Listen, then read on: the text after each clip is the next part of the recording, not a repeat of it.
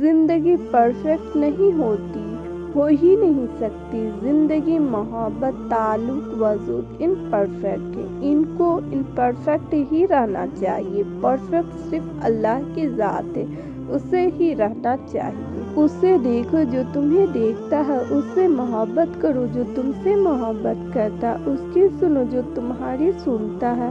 اپنا ہاتھ اس کے ہاتھ میں دو جو تھامنے کو تیار ہے۔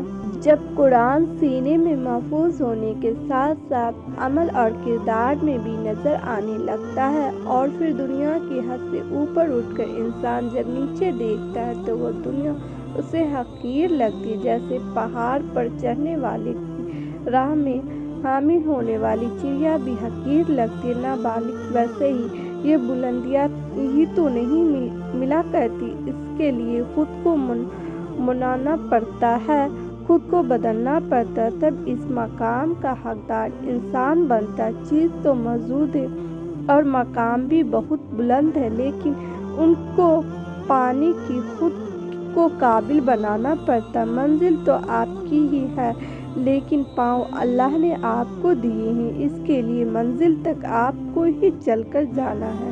ہماری ماؤں نے زندگی کا ایک لمبا وقت ان لوگوں کے ساتھ مہربانی میں گزار دیا جو کبھی ان کے ساتھ مہربان نہیں ہوئے۔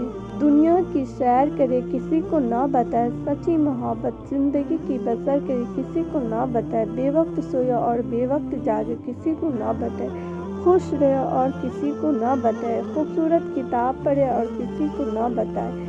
لوگ خوبصورت چیز کو برباد کر دیتے۔ میں کہتی ہوں کہ ہمیں اپنی ذات کے تجسس برقرار رکھنا چاہیے، اور دوسرے کی زندگی کی مکمل کتاب پھاڑ دے تو پچھتاوا آپ کا مقدر بن جائے گی، اگر عمر بھر کے لیے۔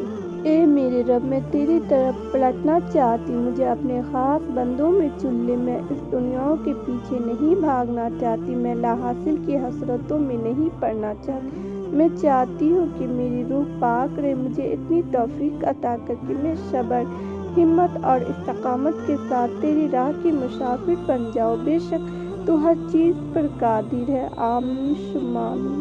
اللہ تعالیٰ ہر انسان کی روحانی تلاش کا جواب ہے۔ انسان جس چیز کی تلاش میں ہے وہ اللہ تعالیٰ کی ذات ہے، اس کو خبر نہیں، لیکن اصل اس کی فطرت اپنے پیدا کرنے والے کی تلاش میں۔ جس انسان نے اللہ تعالیٰ کو پا لیا، جس نے اسے پہچان لیا، جو اس تک پہنچ گیا، تو اسی نے اپنی۔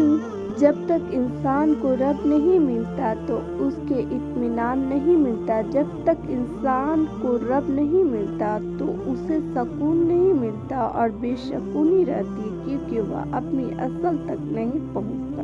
حقیقت، ساری عمر انسان صرف پیسے کو اکٹھا کرنے میں ضائع کر دیتا ہے، اور جب پیسہ اکٹھا کر لیتا ہے تب تک زندگی ختم ہو چکی ہوتی ہے۔ وہ خدا سے باتیں کر رہی تھی، دل پر بوجھ لیے ہاتھ اٹھائے، وہ خدا سے باتیں کر رہی تھی، آنکھ بھیگی ہوئی، ہونٹ کانپتے ہوئے، شدت کی انتہائی بتا رہی تھی، درد کہاں ہو رہا ہے، زخم ڈھونڈ کر دکھانا چاہ رہی تھی۔ وہ خدا سے باتیں کر رہی تھی، مجھے سن رہا ہے نا، یہی صدائیں لگا رہی تھی۔ اپنی زندگی کی ایک اداس بھری سانس کے لیے وہ خدا سے باتیں کر رہی تھی۔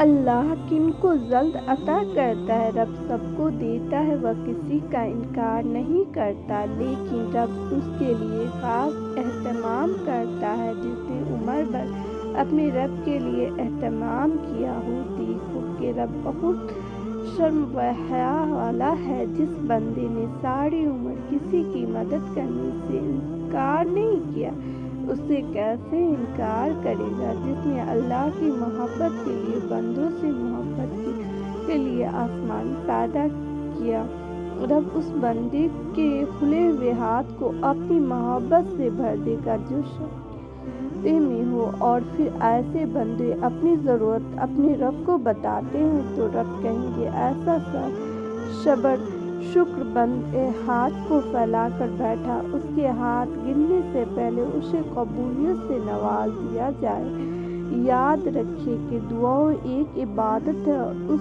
کا وضو ہماری بندگی ہے۔ اپنی بندگی میں کمال کو پہچان جائیے اور دعاؤں کی قبولیت کے معجزہ دیکھیے۔